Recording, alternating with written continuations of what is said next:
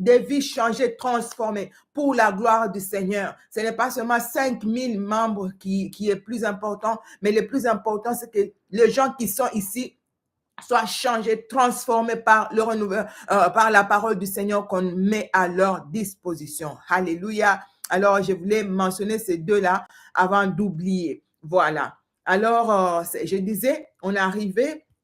Finalement, j'avais tellement de choses à libérer. C'était un mois aussi, le mois de décembre aussi. Je suis trop prise et j'ai libéré tout ce qu'il fallait libérer. Et puis, on dit merci au Seigneur pour tout. On arrive. C'était un peu loin. On est arrivé dans cette ville-là à 23 heures. Parce que je vous avais dit, ici, ça c'est un témoignage. Je ne sais pas ce que toi aussi le Seigneur a fait pour toi. Je m'excuse, j'ai oublié le téléphone à la maison. Je sortais un peu rapidement. Attendez, je vais vérifier. Je voulais vraiment que toi aussi tu appelles, que tu témoignes la fidélité de Dieu. Non, je ne l'ai pas amené avec moi. Alors, on arrive là-bas pratiquement à minuit moins. Et depuis le matin, j'étais vraiment busy. Il me dit, c'est pas bon. Demain, on t'opère, tu dois être posé, calme. Et puis, on arrive, on va dans un restaurant, on cherche à manger, tout ça, on mange minuit, on va à l'hôtel, on va dormir. Mais non, je ne peux pas dormir avec toi parce que moi, je suis trop agitée et je vais te déranger. On a loué une chambre à 2 lits, comme ça, chacun dort dans son coin. J'étais là. Mes soeurs, mes frères et sœurs, je ferme, on prie, on finit la prière, on dort. Je vais dormir. Mon esprit était un peu agité. Ce n'était pas la première fois qu'on m'opère. Déjà, à ce moment-là, j'avais déjà subi 3 opérations. Yeah. Ce n'était pas la première fois. 4 opérations déjà. Alors, l'opération, vous savez, ça fait toujours peur, mais je suis souvent calme. Mais cette fois-là, mon esprit était un peu agité. Et avec tout ce qu'il y avait comme message et tout, on a prié, mais tu sentais qu'il y avait quelque chose. Je dors la nuit. Je vois quelqu'un qui entre dans la chambre où on dormait, dans la chambre d'hôtel. Un homme, mais je pouvais voir que c'est un homme. Tu vois, un homme cagoulé. Il avait caché son visage, comme toujours. Eux, ils n'aiment pas qu'on puisse le voir. Il avait son visage caché. Et puis, il entre dans la chambre, commence à me tirer dessus. À balle, il était en train de tirer. Bam, bam, bam.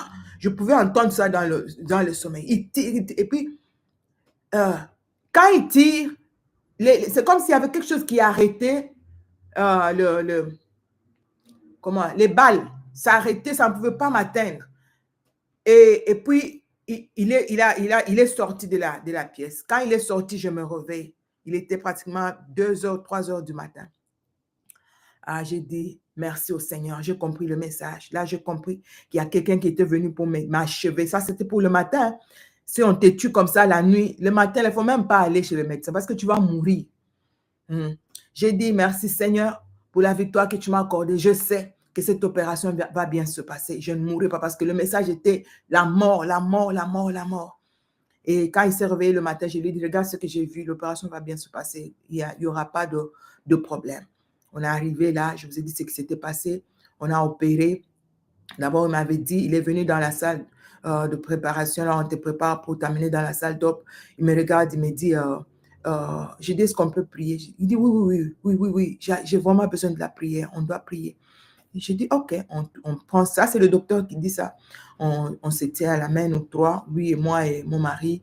On prie et puis c'est fini. Il me dit, si je n'arrive pas à faire sortir tout ce qu'il y a là, avec, tu vois, le système d'aspiration, on fait juste des incisions. Comme on avait fait l'autre opération avant, il y avait juste 5 incisions dans le ventre. C'était une très grande opération de 6 heures, 7 heures comme ça, mais avec des incisions seulement. Et tu n'as pas la grande cicatrice dans le ventre.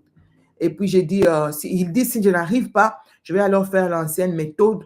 On opère carrément l'apparatomie. Et puis, on fait sortir tout ce qu'on doit faire sortir. J'ai dit, OK, pas de souci. Ils arrivent dans la salle d'op. Ça se complique, comme je vous avais expliqué. Et ils recourent. On avait déjà opéré. Et puis maintenant, on referme tout. On recourt à l'autre méthode. Là, ça fait déjà 2 opérations la journée là. Et on fait tout ce qu'on devait faire, on finit. Et quand ils arrivent dedans, ils trouvent que le nombre de myomes, c'était même plus que ce qu'ils avaient vu sur les appareils. J'ai battu, il a dit, tu as battu le record. On n'a jamais, depuis des années, je suis médecin plus de 15 ans, je n'ai jamais vu autant de myomes dans le ventre d'une femme. Et ce n'est pas normal que tu aies un ventre plat. Normalement, tu devais être comme quelqu'un qui est à terme, une grossesse de 9 mois, parce que c'était de gros. Il dit, mais c'est pas possible. Comment ton ventre... Tu vois les sorciers, tu vois, non? Les sorciers mettent des choses dans le ventre, tu ne comprends rien. Mais le Seigneur s'est glorifié dans tout ça. Il s'est toujours glorifié. J'ai eu 2 clientes, elles étaient tout le temps pâles. Ils n'avaient pas de sang. Elle me dit, mais toi, tu as le myome? Tu n'as pas le problème de sang, l'anémie, tu vas souffrir d'anémie, c'est le sang et tout ça. Mais elles étaient pâles. Mais moi, je n'avais pas ce problème-là. Et puis, le ventre est plat. Il dit, non, mais ce n'est pas possible. Le médecin, il dit, mais touche-toi, tu peux pas, tu peux sentir que c'est des cailloux partout là. Je dis, eh Dieu, on a fait sortir tout ça. Je sors de la salle d'op. Ça, on est en train de dire merci à Dieu. Si toi, tu n'as rien, Dieu n'a rien fait pour toi. L'or a tellement de choses à témoigner. Peut-être que tu n'as jamais suivi ce témoignage, je te le partage aujourd'hui juste pour te dire que Dieu, j'ai 1000 raisons de dire merci au Seigneur. J'ai 1000 raisons de dire gloire à Dieu. J'ai 1000 raisons de dire alléluia, crier, danser 2 fois. Et on vient à l'église, tu as du mal. Tu vois, les Blancs, dans leur nature, ils n'aiment pas trop danser, tout ça, surtout quand c'est Dieu. Mais dans d'autres choses, ils dansent. Quand il s'agit de Dieu, là, on ne danse pas. Trop de charisme. Moi, je crie.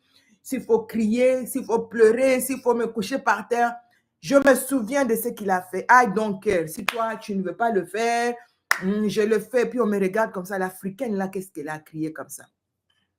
Des fois, même dans ma maison, je peux crier comme ça. Je priais. Des fois, je prie calmement, calme. Mais il y a des fois où vraiment, je me souviens, je commence à pleurer. Tu vas à genoux, tu pleures comme si on t'a frappé. Tu te souviens seulement de là où tu as pris. Tu te souviens de ce qu'il a fait. Combien de fois? Combien de fois ai-je frôlé la mort? Combien de fois? Hein? Et j'arrive là, on fait tout ce qu'on a fait, on finit, et puis je suis dans la salle de recovery, je suis là, l'anesthésie en train de ce qu'on a fait, l'anesthésie générale, je suis en train d'attendre, je peux voir les gens de loin, j'entends le voix de loin, j'entends mon mari, le médecin qui est là en train de se réveiller, puis tout ça, puis je me réveille, et puis on me ramène dans la salle et tout. Je vous ai dit ce qui s'était passé à 3 heures du matin. Je sens, je me réveille comme ça, j'étais mouillée. C'est comme si je dormais dans l'eau. Parce que quand on a fini l'opération, on a mis une ceinture autour de moi et puis on a vraiment serré. Et je sentais, j'étais vraiment, mon dos était, parce que je dormais sur mon dos. Je dis, mais je ne comprends pas. Et je sens l'odeur du sang dans toute la pièce. On ne permet pas, vous savez, dans les pays de Blanc, on ne permet pas aux gardes malades de rester avec le malade. Mais moi, on a permis à mon mari de rester là. Le médecin, non, son cas est un peu compliqué. Laissez son mari passer la nuit ici. Il est resté là avec moi toute la nuit. Il y avait un petit canapé là, puis il dormait. Puis il était là, il dormait. Au milieu de... Puis je l'appelle, il n'a pas entendu. Puis j'allume, parce que je ne peux pas dormir avec la lumière. Puis j'allume, je regarde et j'étais couverte. Tu vois, les draps blancs et tout ça, j'étais dans le sang. J'ai dit, Seigneur. Et puis, j'appuie le bouton d'urgence et les infirmières arrivent et tout ça. Quand ils arrivent, ils regardent, mais qu'est-ce qui ne va pas? Peut-être il y a un fuite quelque part. On enlève le linge et puis tout ça, on met, et puis on resserre encore, on referme la ceinture. On me dit de dormir vers 7h30. Elles reviennent pour m'aider à marcher. Et je me lève, je mets mes pieds par terre là, et puis elle me touche, elle me dit non, tu dois te lever par toi-même. Je dis, je ne peux pas. Je sens, mes frères et sœurs, le sang, merci pour le sang de l'agneau. Le sang dans le corps humain est important. La quantité du sang là, quand ça baisse, c'est la mort. Je vous dis, j'avais des vertiges et tout le monde pensait que c'était l'anesthésie. Je sentais comme si on était en train de couper mon cœur là, comme ça. J'ai crié, j'ai dit non, je ne peux pas, laissez-moi dormir. J'ai dit non, ils disent non, tu dois faire un effort, tu dois marcher. J'ai dit non, je ne peux pas. Tu sais, ici, tout est pressé. Hein? L'hôpital, tu ne peux pas faire plus de 3 jours, tu dois sortir. D'autres opérations, c'était juste une journée, puis le matin, on te sort. Une journée, le matin, le soir, tu es à la maison avec ces opérations-là. Mais cette fois-ci, ils disent non, elle doit rester. Je suis là, j'écris, et puis quand on me demande de me tenir debout, je me tiens debout. Et c'est là que j'ai vu vraiment la mort. J'ai crié avec mes forces. Ils disent non, ça c'est sérieux, on me remet sur le lit. On me remet sur le lit à 8h30, mon médecin arrive. Il dit, ah, alors ça va? On m'a fait le rapport, qu'est-ce qui ne va pas? Tu es en train de saigner. Il ouvre tout, il regarde, il pousse sur mon ventre là. Ah, c'est le sang qui surgissait comme ça. Il dit, c'est pas vrai, c'est pas possible. Il demande à mon mari, est-ce que tu veux qu'on refasse l'opération ou... Mon mari dit, non, ça c'est ton travail, qu'est-ce que moi je peux te dire? Il dit, ça n'a pas l'air bien. Et puis il me dit, Antoine, je suis désolée, je pense qu'on doit te ramener dans la salle d'op. Vous vous souvenez qu'il y a eu trop de messages, trop, l'ennemi est venu la nuit pour m'achever.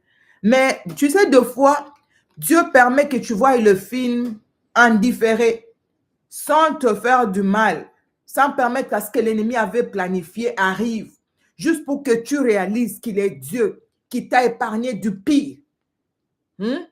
Pour que tu réalises qu'il t'a épargné du pire. Il permet. Tu dis, mais le Seigneur, on a déjà prié, mais pourquoi tu sais, non. L'âme est dans le sang, oui. L'âme est dans le sang. Alors, j'ai dit, Seigneur, on me ramène, on appelle l'anesthésiste, il vient, il me dit, mais madame, c'est pas possible. Je viens à peine d'arriver à la maison, on me rappelle encore pour toi. Qu'est-ce qui se passe? J'ai dit, moi aussi, je ne sais pas. Là, mon mari était par terre. Il était à terre. Tu peux voir dans les yeux de l'homme, je dis, oh, le pauvre. Il a commencé à appeler les amis avec qui tout le monde priait, aidez-moi à prier. Bon, j'ai un jeune frère qui est aussi prophète. Lui, il me voit comme ça. Il est en Afrique, il me voit. Il voit une vision, je suis là. Et puis, je lui dis au revoir. Et puis, j'étais en train de sourire. Et il arrête tout ce qu'il faisait. Et du coup, le téléphone sonne, c'est mon mari qui l'appelle. Il dit, on est dans la salle d'op, on avait fini, j'étais sur le point de te dire que l'opération s'est bien passée, mais malheureusement, on est en train de la ramener ce matin en salle d'op. Est-ce que tu peux prier? Oui, je viens de voir quelque chose, pourquoi je t'appelle? Il appelle d'autres, mes frères, tout le monde entre en prière. Jusque-là, on n'a pas encore annoncé aux parents, on n'a pas encore dit, on n'a rien dit aux parents. Et tout le monde va en prière. Je vais en salle d'op. Toutes les infirmières étaient là. Encore des gardes, personne n'est encore sorti. Il dit, oh, désolé, on va prier pour toi. Elle me tient la main, elle me console pour tout. Mes yeux étaient gonflés comme ça parce que pendant les 6 heures ou 7 heures, j'étais en salle d'op. On garde ta tête penchée et le sang remonte comme ça dans la tête. Et les yeux étaient tellement gonflés. On me ramène en salle d'op. J'entre là. Dès que tu entres dans la salle d'op, l'anesthésie est déjà en train de travailler, tu peux à peine voir. J'ai juste vu l'infirmière et on me pose là, c'était fini, j'étais partie. On reprend tout. On cherche d'où venait l'hémorragie, on ne trouve pas.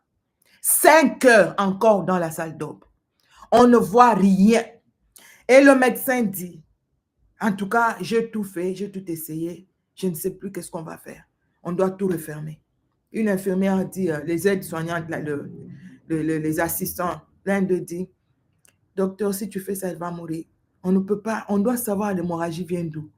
Mais là, elle va mourir. Cette femme est en train de mourir. Toute ma vie, je n'ai jamais été transfusée. Malgré le temps que j'ai, les maladies et tout ça, jamais. Mais cette fois-là, je regarde, on me dit, on doit te transfuser, tu as perdu beaucoup de sang la nuit. Les infirmières ont commis l'erreur, on devait tout arrêter la nuit. On devait rappeler le médecin la nuit. Et il était très fâché. Pourquoi vous avez fait ça? Et puis, on me prend, on amène le sang. J'ai vu le sang, je prie. Ça fait bizarre, hein? Avoir le sang de quelqu'un d'autre dans ton corps. Ça fait bizarre. Je dis, Seigneur. Et puis, je priais. Ne sachant pas que dans la salle d'op, ils auront encore besoin de plus de sang. Là, on a encore utilisé 3 sachets. Et avant, on avait utilisé 2, de petits là. De petits comme ça. Il me dit, on a eu à utiliser 3. J'ai dit, quoi? Là, je ne savais pas. Le Seigneur Jésus était là. Lui-même, il a pris. Je ne sais pas si c'est le sang de qui on a pris ou je ne sais pas. Pour sauver ma vie. Et je sors de là. Quand je me réveille, c'était la nuit. Je demande à mon mari, il est quelle heure? Il me dit. Et il dit, tout s'est bien passé. Le docteur explique quand ils étaient sur le point de tout refermer. C'est là. Il entend comme quelqu'un qui lui dit, regarde ici. Quand il regarde là où il a regardé, ils ont vu d'où venait le problème. Tu vois un peu? Il n'y a que Dieu qui puisse faire ça. Il n'y a que le Seigneur qui puisse faire ça. J'allais mourir, mais il n'a pas permis à ce que je meure. Il s'est glorifié ce jour-là. Il a permis au médecin de voir. Parce que s'il n'avait pas permis, le médecin était déjà dépassé. Le médecin s'est dit, moi, en tout cas, rien. Mais le Seigneur lui dit, non, non, non, non. Ma fille, je n'ai pas encore fini avec elle. Regarde ici, tu vas voir. Il a vu. Et puis, il a refermé. Tout s'est bien passé. Non, le Seigneur est merveilleux. Le Seigneur est glorieux. Je te témoignais cela pour que tu saches. On n'est pas là pour juste pour ça. Quand je te dis Dieu est bon, il est vraiment bon. Je vous avais parlé de l'opération de la dent. On l'avait opéré à partir d'ici jusqu'ici, de l'intérieur. Ah, Dieu d'Israël. Et ça, on a commencé depuis 9 heures, juste une dent. 9 heures, 10 heures, 11 heures, 12 heures, 13 heures, 14 heures. J'étais là, j'ai perdu beaucoup de sang. C'était tout sombre, juste une dent. Ça m'a traumatisé jusqu'aujourd'hui. Quand je vais chez les dentistes, mon mari doit être là. Il sait déjà. Il est toujours là. Ils font toujours pour me calmer. Des fois, la première fois que je suis allée voir le dentiste, ici, ma tension montait comme ça. Et le médecin dit, mais madame, qu'est-ce qu'il y a? Et c'est mon mari qui lui dit, non, non, elle a eu un problème, il y a eu ça. Ah, ils ont commencé à me parler pour me calmer. Depuis, ça va mieux maintenant. Tu ne sais pas. Tu peux aller, combien sont allés juste pour la dent et ne sont plus jamais revenus. Juste pour une dent. Oh, le Seigneur est merveilleux, le Seigneur est bon. Plusieurs sont allés accoucher, ne sont jamais revenus. Toi, tu as accouché plusieurs fois. Tu as 5 enfants, 4 enfants, 3 enfants. Tu sais pourquoi? Le Seigneur, dans sa grâce, dans sa miséricorde, il est en train de te faire grâce. Il dit, non, ça c'est ma fille. Je ne peux pas la laisser. Tu vas accoucher. Et puis, hey, moi, ça me fait mal de voir les femmes qui sont orgueilleuses, qui se glorifient comment elles ont des enfants. Moi, j'accouche sans problème. Moi, j'accouche sans problème. Hey, ma soeur, c'est une grâce. C'est une grâce. C'est une grâce. Il ne faut pas te moquer des autres. Tout ce que tu es en train de vivre, c'est une grâce. Hein? Qu'est-ce qu'Anna a dit? C'est une grâce. C'est une grâce. Ah, la nouvelle caméra est au top. Non, non, il faut... Les jaloux là aujourd'hui voulaient encore me décourager. Non, non, tu vois, on va faire seulement. J'ai dit, oh non, aujourd'hui, c'est aujourd'hui même. J'ai dit non, tu ne peux pas me dire ça. Aujourd'hui, c'est aujourd'hui. La caméra là doit fonctionner. Alléluia. Nous disons merci au Seigneur, nous disons merci à Dieu pour tout ce qu'il est, pour tout ce qu'il fait. Alors, je voulais juste partager ce petit témoignage pour que tu saches que le Seigneur est bon, le Seigneur est merveilleux, le Seigneur est fidèle, le Seigneur fait des choses glorieuses, des choses qui vont au-delà de nos attentes, au-delà de nos limites, des choses, oh non, je ne sais pas. Je ne sais pas, j'ai déjà trop parlé, presque 1 heure. Est-ce que maintenant tu peux